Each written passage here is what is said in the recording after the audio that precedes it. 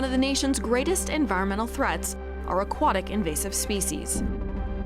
They will completely devastate the lake, the fisheries, and the economy.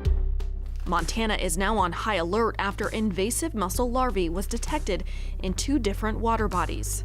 If we ignore it, we potentially bring a true catastrophe or calamity into our state. So what's being done to stop the sweeping spread of this aquatic invader? Prevention is the only option for us.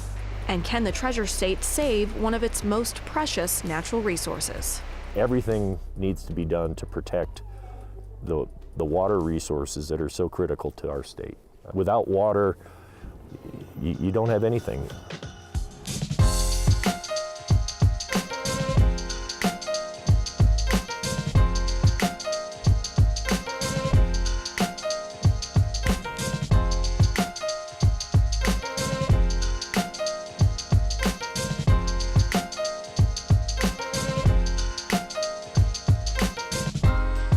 The Rundown with Beth Saboe was made possible by the Greater Montana Foundation, encouraging communication on issues, trends, and values of importance to Montanans.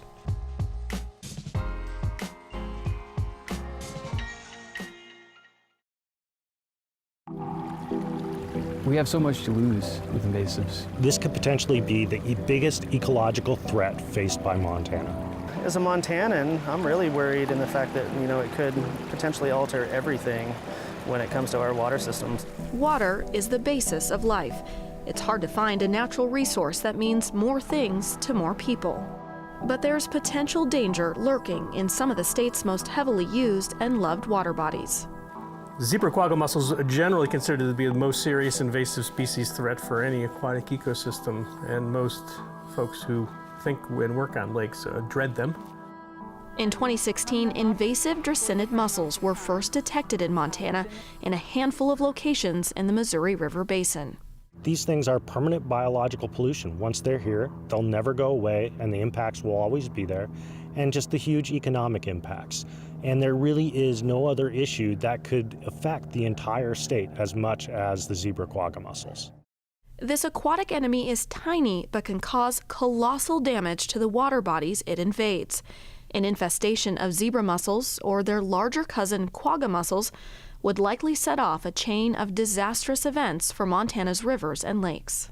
So zebra and quagga mussels are game changers for an ecosystem. They basically change everything that's happening biologically and affect our recreational enjoyment of our favorite waters. From the ecological standpoint, they reproduce very rapidly, and they will cover every surface. In some places, they've documented more than 10,000 of them per square foot.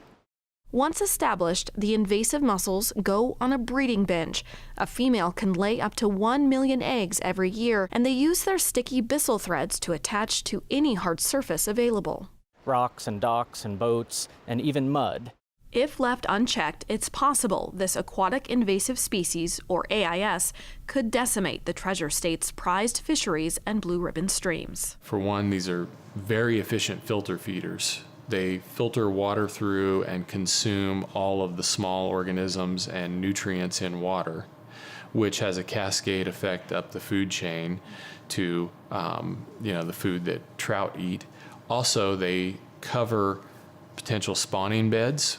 If they're in areas where trout would spawn, they can completely consume an area and cover it, and so they would shut off the ability for trout to spawn. The alarm bells started to sound in October of 2016 when the U.S. Bureau of Reclamation notified Montana Fish, Wildlife, and Parks that, for the first time ever, a sample they had taken from Tiber Reservoir near Shelby in August tested positive for a quagga mussel veliger, or juvenile mussel. The news caught FWP flat-footed. Officials say at the time the agency's primary lab in Helena was overworked and understaffed, which led to a backlog of summer water samples that hadn't been tested. Our initial reaction was immediately to move into confirmation mode. We didn't want to jump to any conclusions until we had all the information. FWP put a rush on samples it had taken in Tiber in July, but not yet tested. 3 of those 9 samples came back with positive detection of larvae from invasive mussels. State officials then prioritized testing for other high-risk water bodies, and more suspect detections were found in Canyon Ferry Reservoir, downstream from there in the Missouri River near Townsend, and the Milk River near Malta. But all that testing took time, and weeks passed before FWP alerted the public. The part that we have to remind people was on October 17th or 18th, we didn't have a confirmed positive at that time. We had a suspect. One of the things we were very conscious of was not raising an alarm too soon. The news that invasive mussels had been detected in Montana for the first time finally came out on November 9th, the morning after the raucous 2016 election, and nearly a month after state officials became aware of the problem. Everybody was angry, but nobody was more angry than me. State Representative Mike Cuff has likely worked on AIS issues longer than any other Montana lawmaker. As vice president of the Pacific Northwest Economic Region, the Eureka Republican successfully lobbied for federal funding to pay for more boat check stations. And like many Montanans, he wanted answers on why FWP waited to tell the public that the state was no longer mussel-free. So after we did go public, we received a lot of angry calls from various stakeholders about a delay in notification, Representative Cuff being one of those. So during that period that appears like a delay to some, there was a lot of activity going on, there was a lot of samples being processed, everything was getting confirmed. We have to have our samples confirmed by 2 independent labs. That all takes time. Is it still taking months for the samples to be tested? This season, all samples are being turned around in 2 weeks. So a sample is collected and it gets to the lab, and 2 weeks later it comes back with results. So that allows for, if something is found, it would allow for a rapid turnaround to go back out there and sample again. Governor Steve Bullock later declared a statewide natural resource emergency, and since the positive detection, FWP has brought in additional resources to search for adult mussels. Both divers and mussel-sniffing dogs have spent numerous days at Tiber and Canyon Ferry reservoirs, scouring the rocks and shore for any sign that the invasive species has taken hold. So far, there's been no new evidence of mussels in any of Montana's water bodies.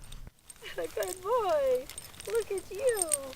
Zebra and quagga mussels are native to Eastern Europe, and they came to the U.S. unintentionally by hitching a ride in the ballast water of huge ocean freighters.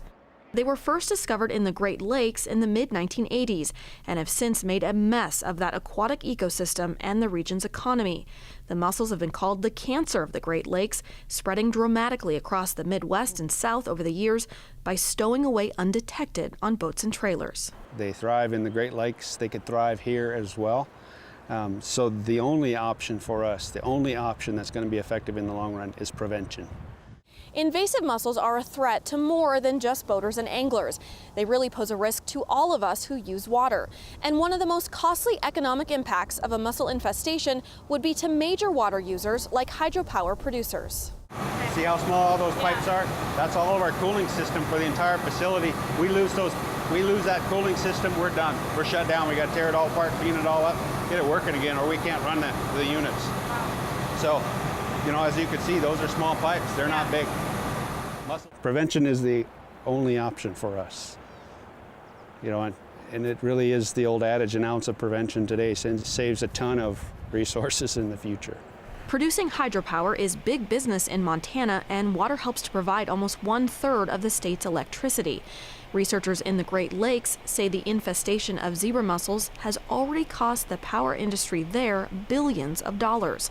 Now, a similar economic analysis has not been done for Montana, but a study out of Idaho, which has 3 more hydropower dams than us, estimated that invasive mussels could rack up nearly $50 million in maintenance costs every year.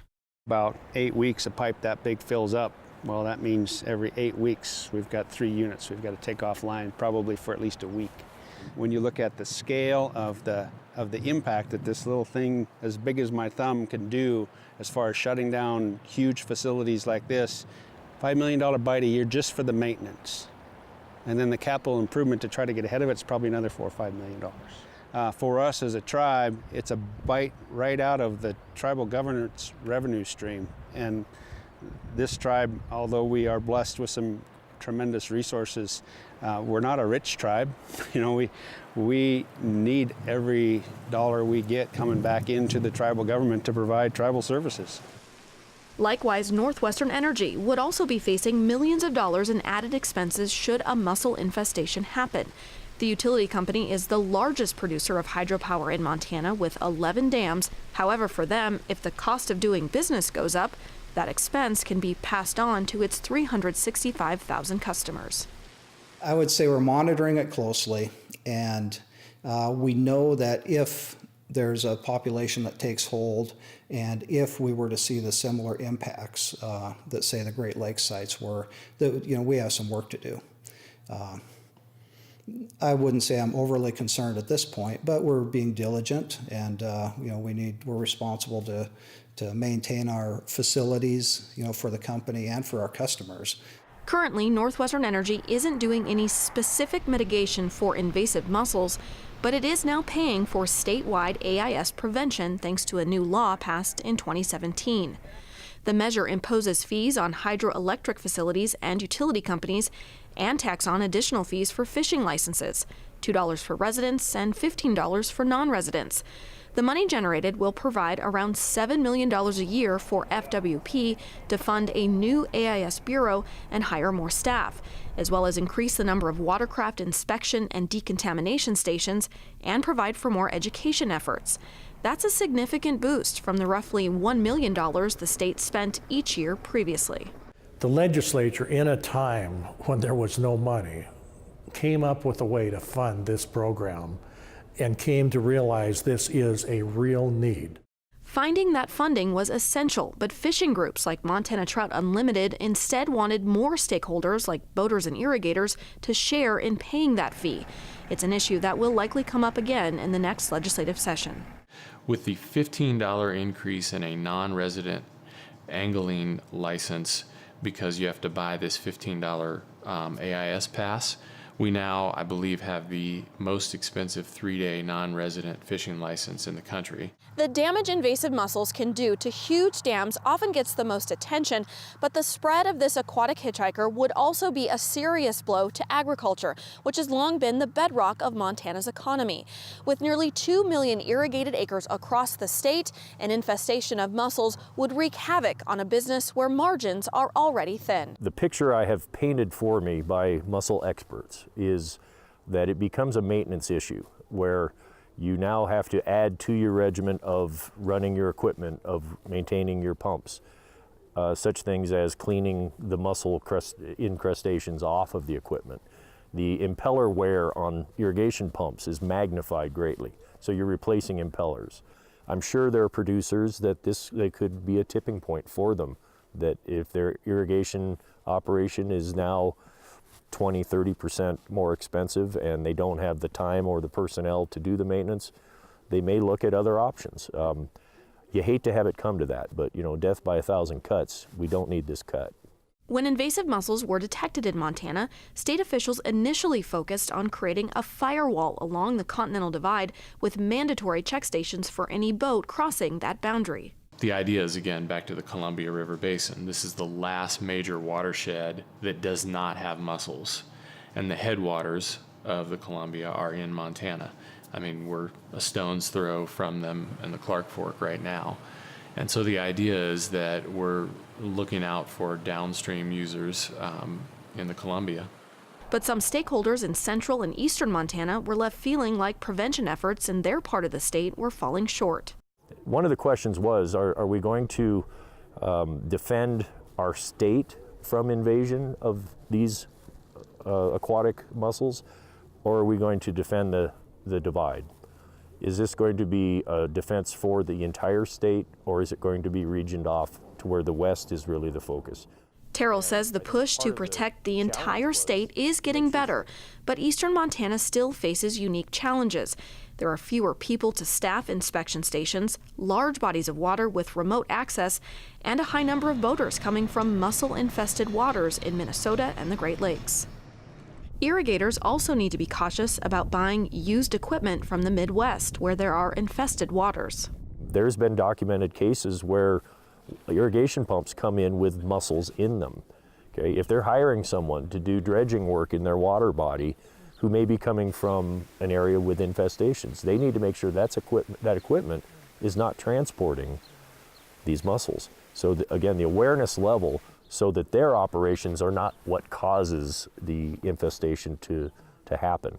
It's not just recreational boaters. There's skin in the game for everyone that utilizes water.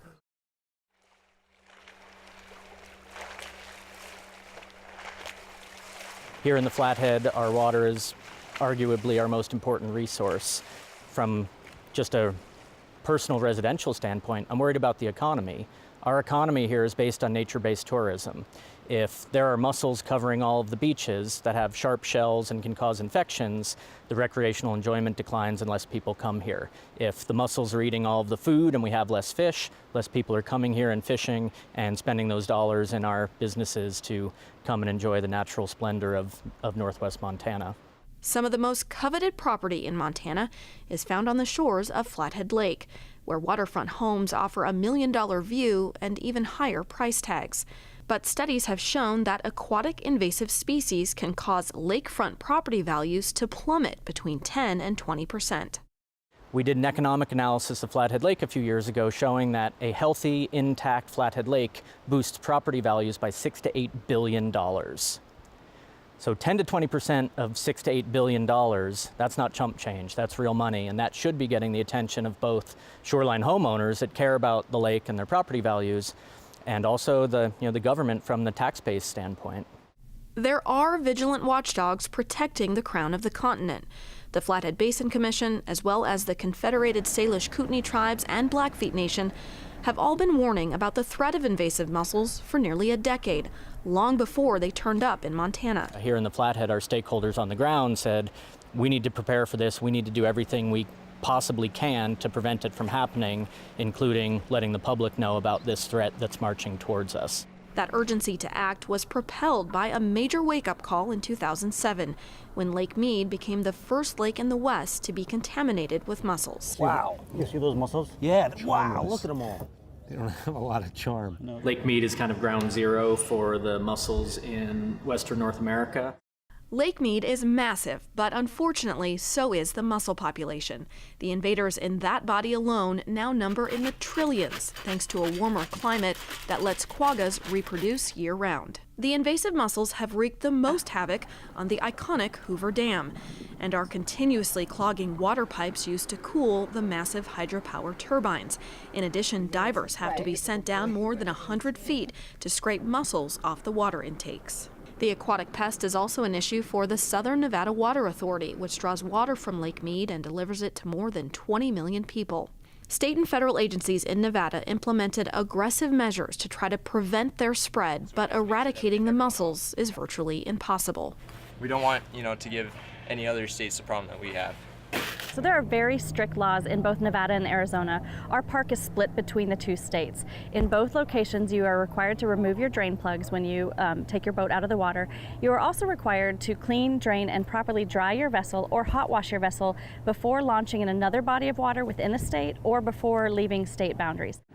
Mussel-fouled Lake Mead, Lake Havasu, and Lake Powell are all popular destinations for Montanans seeking warmer weather in the winter, and state officials are particularly concerned with snowbirds bringing their boats back from those infested waters. Lake Mead National Recreation Area, there's actually a mandate and a requirement for all boats leaving to be decontaminated and completely cleaned before they leave. But Montana inspection stations have intercepted a number of boats coming from Lake Mead that have been professionally cleaned that still have mussels on them. There was one boat 2 summers ago that had left Lake Mead. It had been professionally cleaned, and they found it in Missoula.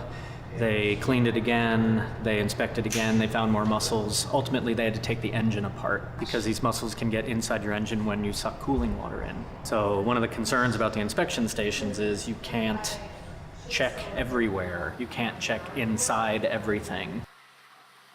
As head of the state's AIS Bureau, Tom Wolf knows checking boats by hand isn't foolproof. But Montana state law now requires watercraft entering the state to be inspected and, if needed, decontaminated, which should significantly reduce the risk of a mussel-fouled boat slipping through. The highest probability for a mussel infestation in a water body is a watercraft that has a lot of adult mussels on it. And that boat comes out of a place like Lake Havasu or Lake Mead or Lake Michigan. Those mussels can survive up to 30 days out of the water, stuck to the hull of a boat. Public awareness to a problem is usually key in solving it.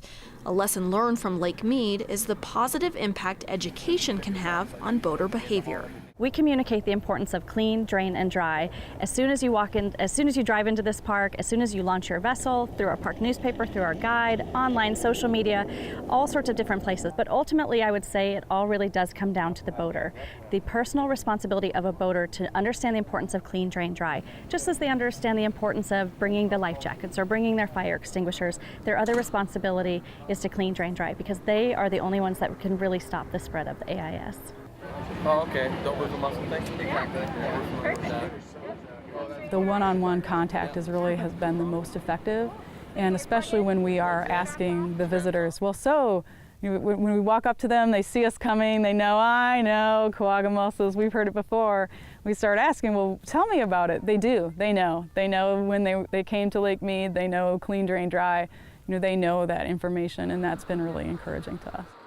Getting boaters to buy in to make sure their vessel is clean, drained, and dry every time is paramount to prevention.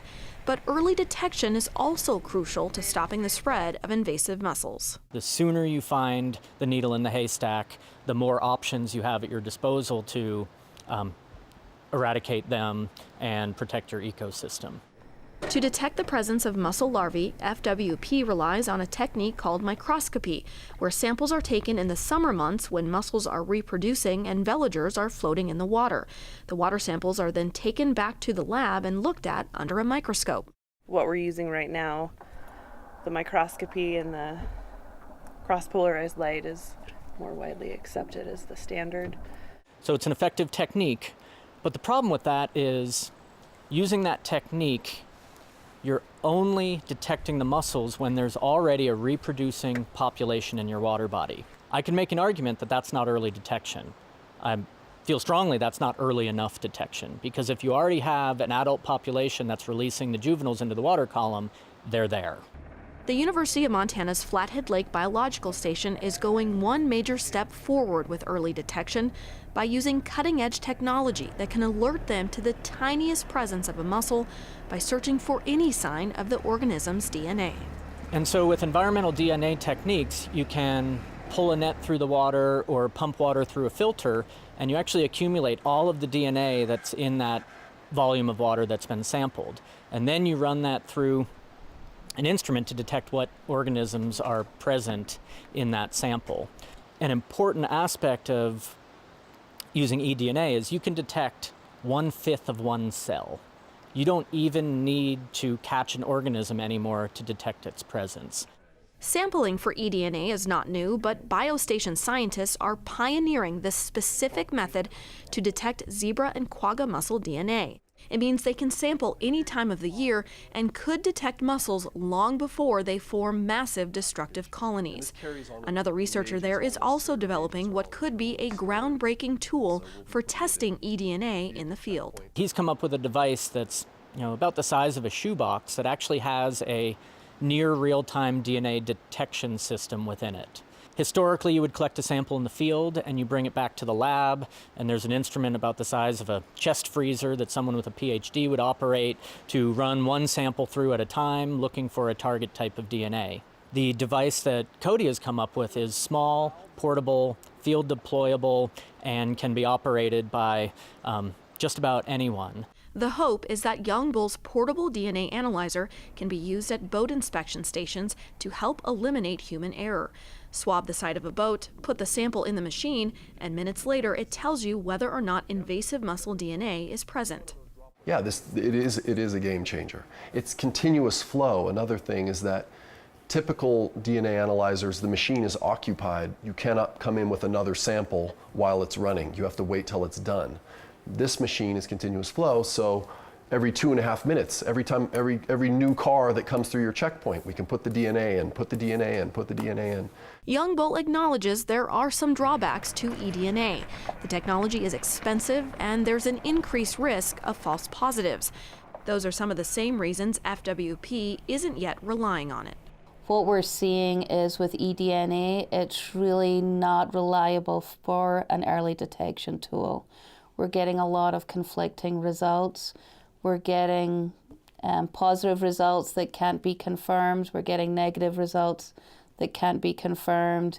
So we're really not looking at it as a reliable technique. At least with microscopy, you have a photograph, you have an image of an organism that you can look at, share with others to evaluate. Now, FWP is already using eDNA to find out if certain fish species are present in a stream, and Wolf says the state will likely transition to using it more in the fight against AIS as the technology becomes more widely accepted. The innovative work being done at the biological station is an example of how Montana tribal leaders and other Flathead Lake stakeholders have been ahead of the curve when it comes to stopping the spread of invasive mussels. The state has a lot of regulations and regulatory hurdles that before you can implement a new technology for detecting something, they have to be sure it passes these bars. The tribes are much more amenable towards trying out new technologies rapidly. It has huge promise. I mean, it's a superior technology to collecting water and looking at it under a microscope. It's going to help the state quite a bit, but it has to be proven first. Young Bull's invention is on track to be used in the field at tribal boat inspection stations in 2018. In the meantime, FWP is reporting positive results from its enhanced AIS prevention program. In 2017, employees inspected more than 74,000 watercraft and intercepted 17 with invasive mussels. More than 80 citations were issued as well, mainly for failing to stop at inspection stations. This increased vigilance is the new reality for preserving the health of watersheds in the Northwest. That task may seem monumental, but all hope is not lost. So one of the things that we always get from people is it's inevitable. And the reality is, it is totally preventable. Every year we keep them out is that we defer that damage and cost to our infrastructure and environment. And every year we keep them out, we get closer to a potential cure, something that can be used to treat them effectively. And so that question comes up all the time. Why bother? Because they're coming anyway. And I think Montana's waters are worth fighting for.